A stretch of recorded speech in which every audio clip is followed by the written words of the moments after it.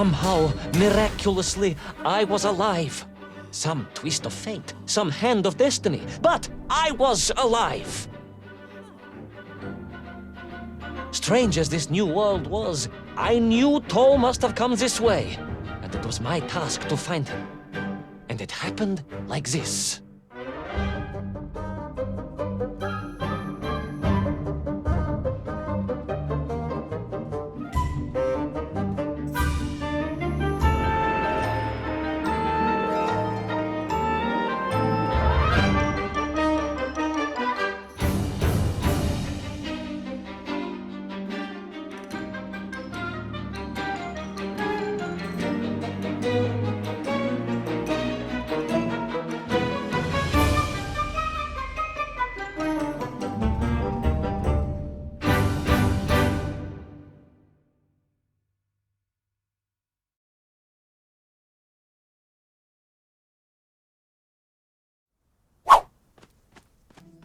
The sun beat down on me relentlessly. The heat was unbearable.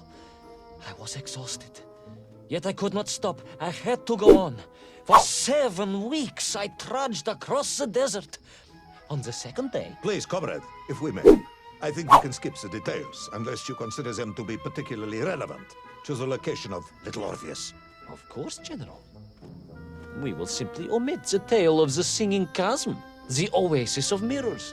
The sightings of Toll's Menkv aloft on their pterodactyls carrying parts of my crashed rocket drill over the horizon to Lemuria. Wait!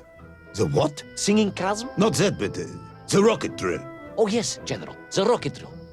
But what did Toll want with it? And why Lemuria? Lemuria? Lemuria, General. I am not familiar with this Lemuria, comrade. Well, that is because it does not exist, General. Or at least... so I thought.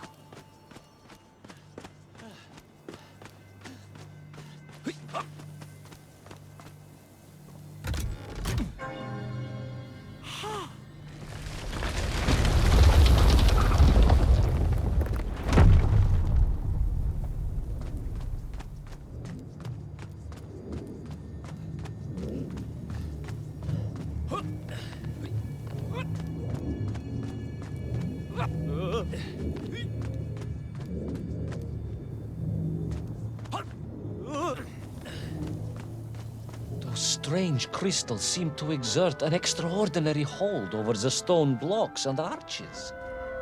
When they hummed, the whole city remade itself. Where they were missing, clearly looted by some villainous thief, the city was fallen to ruin. It was like a vast musical instrument, vandalized, and yet still attempting to toot.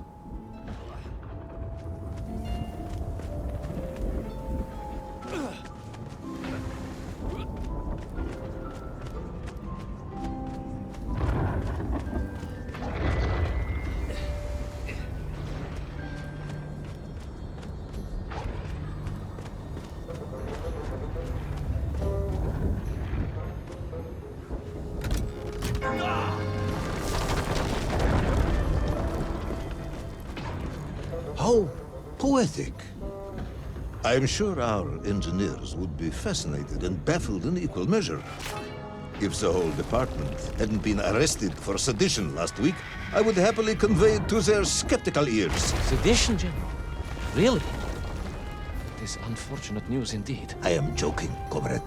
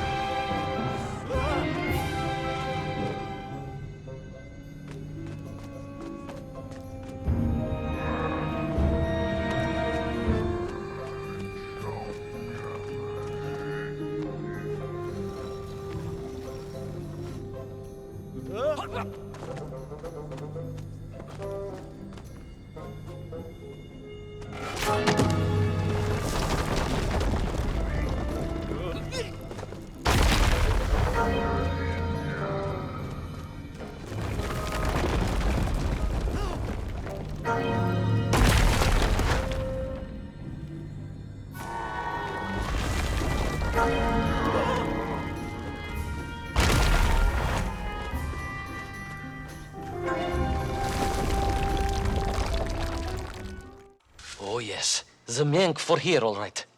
Which meant whatever dastardly scheme Toll had, it was to be enacted on these burning sands. And you will explain this in due course, I imagine. Imminently, General. What you need to know first is this. I have told you already how parts of the devices the enslaved Menkv were forced to wear came from the surface. Radio parts and so on, yes, from what you have told me. Assuming there were plenty of lost ships in the ocean as you claim, for Toll to have dredged up what he needed to assemble them. Aha! Good! You are one step ahead of me, General. I said assuming. Of course. Assuming. Now, as I gazed in awe at the buildings rising and falling around me, I realized that the other major component of those mind-controlling helmets was crystal. Toll had raided Lemuria for him. He knew the city. He knew the crystals could amplify vibrations and waves, and was using them to boost the signal of the radio parts to exert his control over the Menkv. Which meant...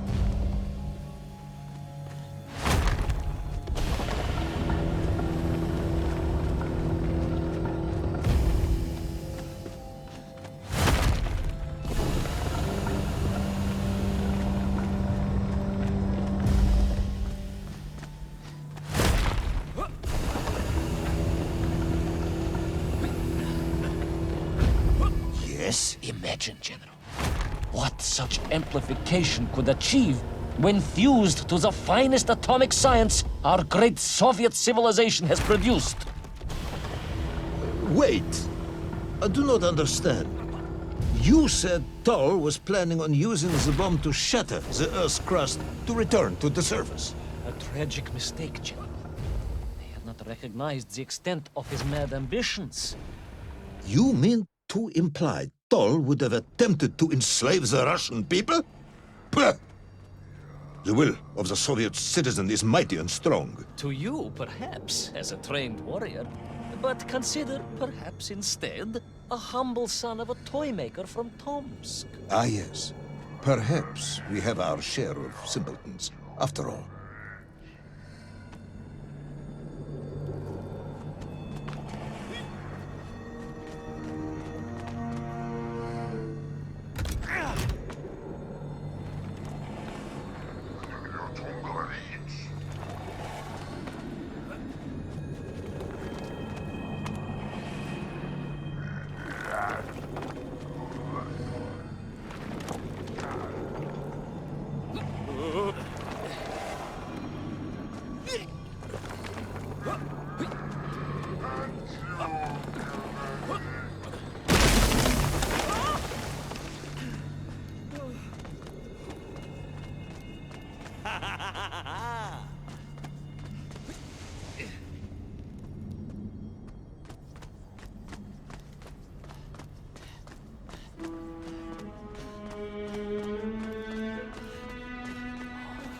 The vast pictograms told of a history of wonders.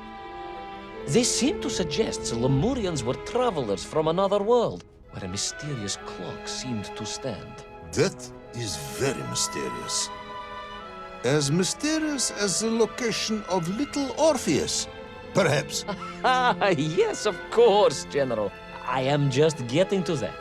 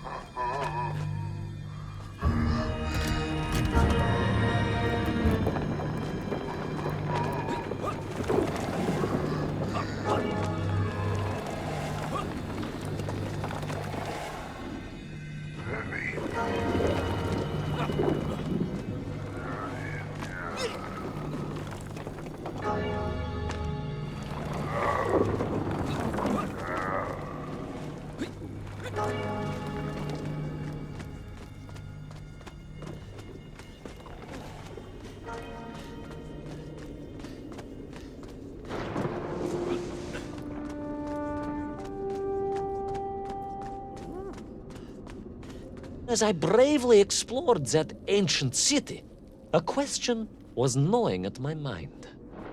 What did it mean that the Lemurians had foreseen the coming of Tol? And who was the man from above that was celebrated as the savior of the Menkv? It was almost as if they could read the future in their crystals.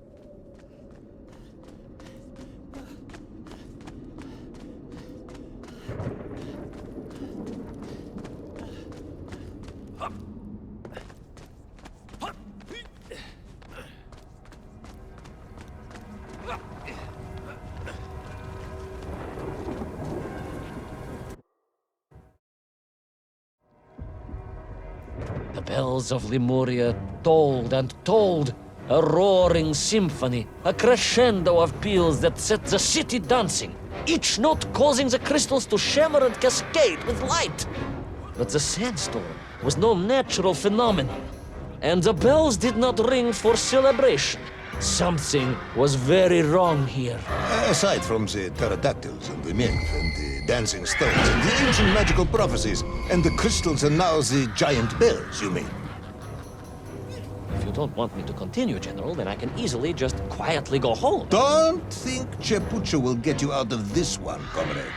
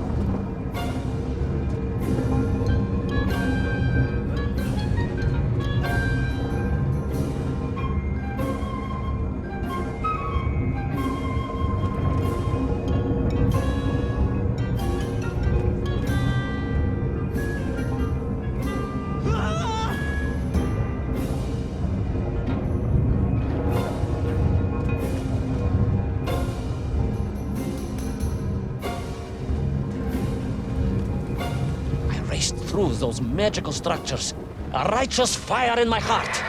I was like Dobrynya Nikitsch, prepared to strike at the dragon who threatened my homeland. Your heroism is only surpassed by your modesty. On the contrary, General, I chose Dobrynya carefully.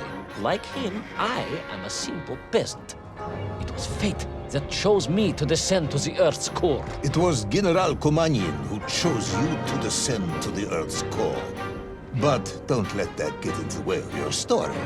Well then, award General Polkovnik Komanin the highest medal in the world. He already has several of those. I cannot take credit for his wisdom in sending me.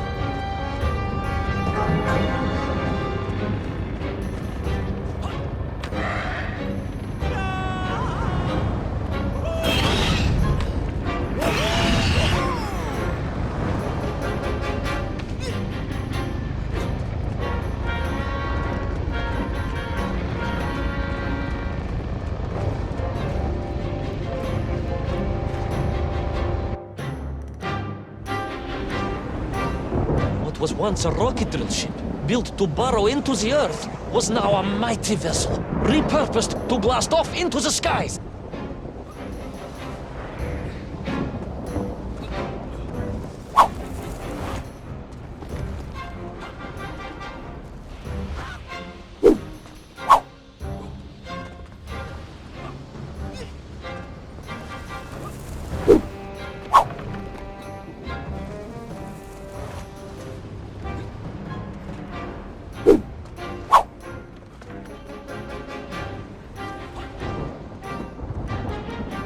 There was no doubt that Tol was headed for the strange world with its clock. Although to what end, I was yet to understand. But there was no time to consider. No time for questions.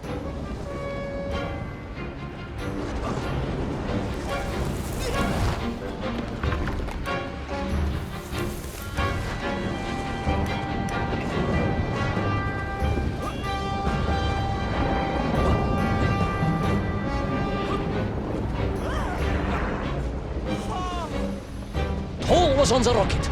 Little Orpheus was on the rocket. And wherever they were headed, I must head there too, to thwart his plans, recover my drill, and save the world!